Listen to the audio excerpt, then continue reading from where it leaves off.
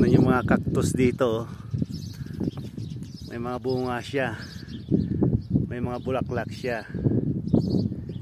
Tapos yan, pag nahinog yung mga bunga niya, pinipitas, kinakain.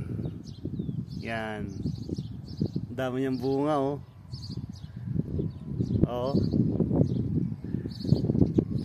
Pag nahinog yan, kulay dilaw.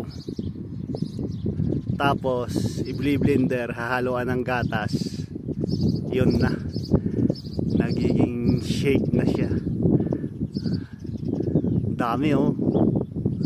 Oh. Tingnan natin sa kabila. Yan. Oh. Dami niyang bunga. Oh, ano kayang minerals ang ano nito, laman nito? Ano kayang sustansya makukuha rito sa bunga ng cactus? Oh. Dragon cactus ba to? Parang dragon fruit.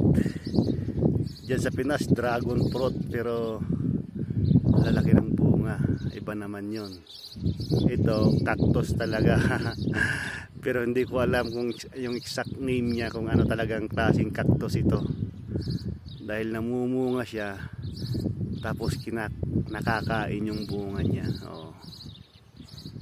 Ganda, oh.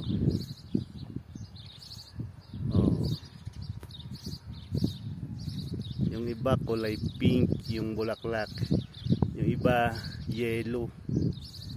Kakaiba siya. Sinishake nila ito, eh. Bini-blender, lalagyan ng gatas. Pwede nang kainin, oh, di ba?